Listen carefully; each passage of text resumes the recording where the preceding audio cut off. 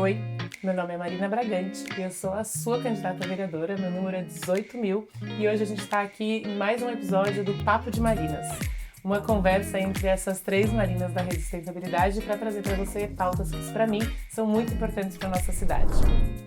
Bem-vindas. Obrigada, bom estar aqui com você de novo.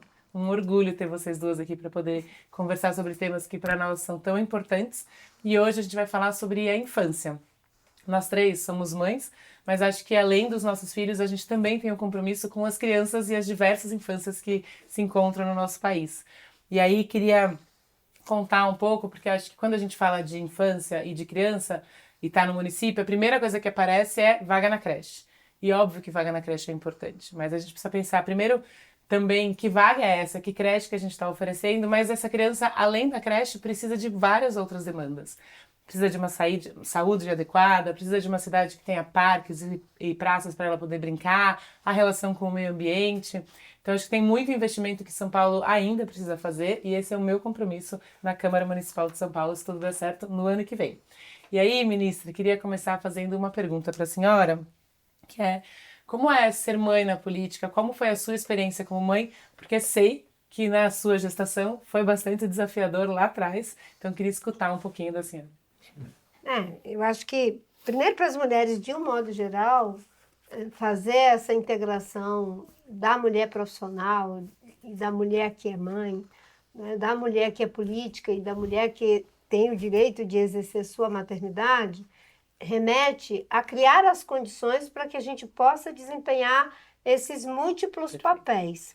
E as condições estão associadas a uma boa escola, ter moradia digna, ter um sistema de transporte que funcione, ter uma creche para que a gente possa deixar a criança sabendo que ela está sendo bem cuidada, bem estimulada enquanto a gente trabalha, enquanto a gente estuda. Porque geralmente as mulheres, quando elas passam a ter o exercício da maternidade, muitas vezes as condições não são favoráveis para que ela também desenvolva as suas outras capacidades. E a gente não pode colocar uma coisa, né, em oposição à outra. E que isso seja para todas as mulheres. E como é que a gente consegue que isso seja para todas as mulheres? É se tiver um serviço público comprometido em prover esses meios para todas as mulheres, inclusive do ponto de vista legal. A gente já avançou muito, mas como você falou, né, quando eu fui mãe pela terceira vez, eu era vereadora e o regimento interno da casa não previa que você pudesse ficar de licença maternidade. Naquela época... Normal ter mulher, né? Não era normal ter mulheres ainda em condição de gestação, digamos assim. Então, eu era muito jovem, na época eu tinha 28 anos, estava grávida da minha terceira filha, a Moara, e aí, de repente, eu recebo um telefonema para ir às pressas para a Câmara de Vereadores, que estavam propondo cassar o meu mandato, porque o regimento interno não previa, não era nem licença maternidade, era pelo menos os 40 dias do resguardo, como a minha avó costumava falar. E eu fui correndo para a Câmara de Vereadores e quando eu chego lá, né, de fato, todo mundo fazendo discurso veemente e eu fui me defender na tribuna e foi uma coisa horrível, porque a gente quando ganha o bebê fica muito sensível, né? E eu fui me defender e de repente o meu peito começou a vazar leite, mas xeringava assim, derramava, molhava tudo e eles começaram a rir de mim, sabe? E aí eu não conseguia falar, eu comecei a chorar e aí ninguém fazia nada e rindo de mim. Aí o rapaz, que foi uma coisa tão agressiva, que o rapaz que era o taquígrafo, né, o Sabino, era até um jogador de futebol ele, mas era taquígrafo também, ele levantou, foi lá, me tirou da tribuna, me levou para a salinha da taquigrafia, me deu uma água, pediu para que eu me acalmasse e aí nessas alturas chegou uma vereadora que era do PMDB e um outro vereador do PMDB, o Orlando Sabino, que era até também uma pessoa, ele era pastor, né? E aí eles dois, na hora, fizeram uma proposta de emenda ao regimento interno, prevendo que uma mulher que ganhasse bebê pudesse ficar os 40 dias necessários do resguardo. Bem, Aí pediram para que fosse votado o requerimento da cassação do meu mandato no dia seguinte.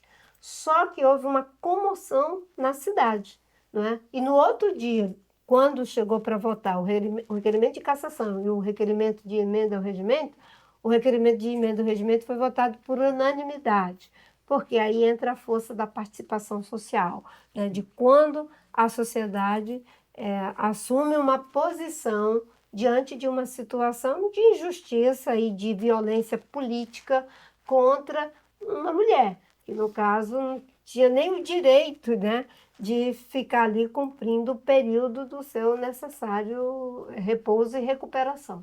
Nossa, primeiro, queria te agradecer, porque pessoas como você, mulheres como você, permitiram que a gente possa estar aqui hoje, abriram portas pra gente, e é muito importante essa história de tamanha violência, mas também de tamanha comoção, como as pessoas conseguiram realmente perceber a injustiça, a violência que tinha naquele momento. E 20 anos depois, eu fiquei grávida na LESP e ainda não tinha a licença maternidade no regimento. E a Ana Paula lá em Minas Gerais também. A Ana Paula também, a gente teve que mudar, eu mudei em São Paulo, a Ana mudou em Minas. Isso. Essa luta tem sido avançando para que mais pessoas possam estar. E a gente está aqui numa escadinha, né? Marina Silva tem 4 filhos, Marina Braga mãe de trigêmeos 3 e eu tô com 2. Exato. Sim. Acho que é curioso porque são desafios de tempos diferentes, mas que continuam presentes em diferentes medidas. Então, quando eu estava como chefe de gabinete da Marinela, foi isso. Quando ela ficou grávida da Lara, como é que a gente fazia para ela poder sair e cuidar da Lara, não 40 dias, mas na quantidade de dias de hoje que a gente tem, graças a muitas mulheres trabalhando na política para ter uma licença maternidade que faça a gente poder cuidar dos nossos filhos, né? Eu digo que tem, assim, vários níveis, né? A gente tem as pioneiras, Rainha, Marta Suplicy, Benedita, Erundina, eu me sinto parte dessas pioneiras, várias. Você faz parte. Né? E temos as desenvolvedoras, né? Que eu considero que já são essa geração de vocês, que propõem leis para desenvolver, transformar em lei, em direito, em estrutura, aquilo que as pioneiras começaram de forma intuitiva, né? Aprendendo muitas vezes pela dor. E hoje nós temos já uma terceira geração, que são as estabilizadoras. Eu vejo que as jovens, as adolescentes, elas nem consideram a possibilidade de que essas leis não funcionem. Então eu consigo ver 3 gerações, né? Pioneiras, né? As desenvolvedoras e as estabilizadoras, que são aquelas que estão vindo para estabilizar uma situação que diz, olha, Que não tem como voltar atrás. não tem como voltar atrás. Eu adorei que você trouxe a juventude, porque a minha pergunta para a Marina agora fala sobre elas. Não especificamente sobre as mulheres só, mas também sobre as crianças e os jovens que hoje em dia têm acesso aos celulares e às telas. E acho que esse é um desafio importante de nós como políticas, como mães, como mulheres. Como é que a gente pensa e repensa o uso das telas nas crianças. E eu sei, Má, que você tem um projeto de lei que traz essa discussão para o Estado. Queria te escutar um pouco sobre ele e já saio falando que o meu compromisso em São Paulo é também garantir que as nossas crianças tenham acesso à tela quando pensado e quando que for positivo para elas. A gente está num partido que acredita muito na juventude. Eu pude ser candidata a primeira vez jovem. E a gente vê hoje no mundo uma situação muito ruim e cruel com a nossa juventude. A gente vê pela primeira vez, aqui no Brasil, pelo menos, a gente tem mais crianças e adolescentes procurando o sistema de saúde mental do SUS do que adultos e idosos. Isso é uma mudança muito crítica, é muito grave o que está acontecendo.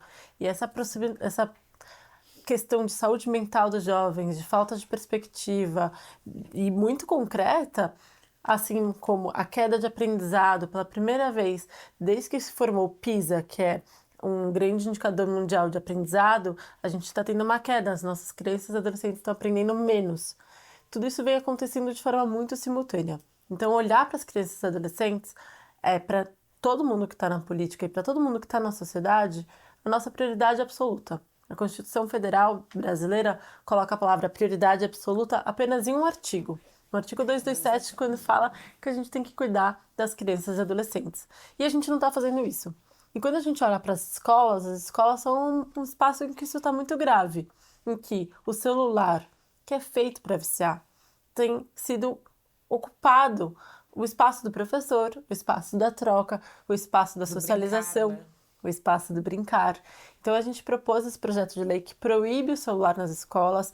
Ele só pode ser usado a partir de uma perspectiva pedagógica, com começo, meio e fim, orientada pelo professor, ou para casos de inclusão, quando for uma ferramenta de inclusão para crianças com deficiência. Mas ele permite que a criança possa voltar a se conectar, a ter aprendizado, a entender isso de forma mais crítica, a trazer essa discussão das redes sociais, da violência, da fake news para as escolas de uma forma mais crítica. E nós fomos absorvidos pela rede social, pelo celular, como uma forma orgânica, achando que isso faz parte da vida e a gente passou isso por uma geração. Só que não é orgânico. Existem grandes empresas que estão milimetricamente com neurocientistas vendo como que isso vicia mais com a forma do celular, o botão, a luzinha que acende, a cor que acende, vicia. E é pior nas periferias, porque a gente vê hoje as escolas de elite no Brasil e no mundo inteiro se unindo, trazendo essa discussão, os pais criando movimentos. Já é inaceitável numa escola de elite uma criança estar durante a aula, pelo menos, mexendo no celular. E nas periferias a gente tem criança usando TikTok no meio da aula. Então a gente precisa cuidar da nossa juventude e vai ser muito bom ter você na Câmara trazendo esse projeto de lei, essa discussão para São Paulo. O Rio de Janeiro já proibiu, né? Nos municípios do Rio de Janeiro, o celular nas escolas. E a gente pode fazer a mesma coisa na nossa cidade.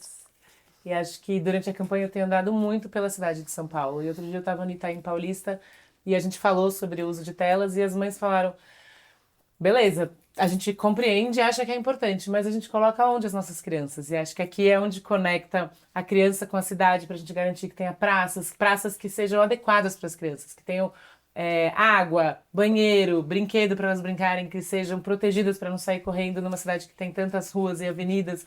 Então acho que tem um compromisso. Eu gostei quando você falou que eles pensam milimetricamente como é que a gente pode se viciar e usar mais as telas, e daí o meu compromisso é pensar milimetricamente como é que São Paulo pode ser melhor para as nossas crianças, e conectando um pouco com a primeira fala da ministra, quando a gente cuida da criança, a gente também cuida de quem está ao redor dela, cuida das mães, dos cuidadores, das avós, e cuidando da família inteira, a gente também cuida do território onde elas estão. Então não dá para pensar uma cidade que não cuide das suas crianças, porque isso também significa cuidar de todo mundo que está na cidade, e esse é o meu compromisso como candidata a vereadora. Vou aproveitar para pedir meu voto, meu número é 18.000, e a produção já me avisou que a gente precisa Ah, não, deixa encerrar. eu fazer isso dessa vez. Vai. Quem vai pedir voto sou eu, lembrando agora que dia 6 de outubro desse ano teremos as eleições municipais para prefeito e para vereadoras.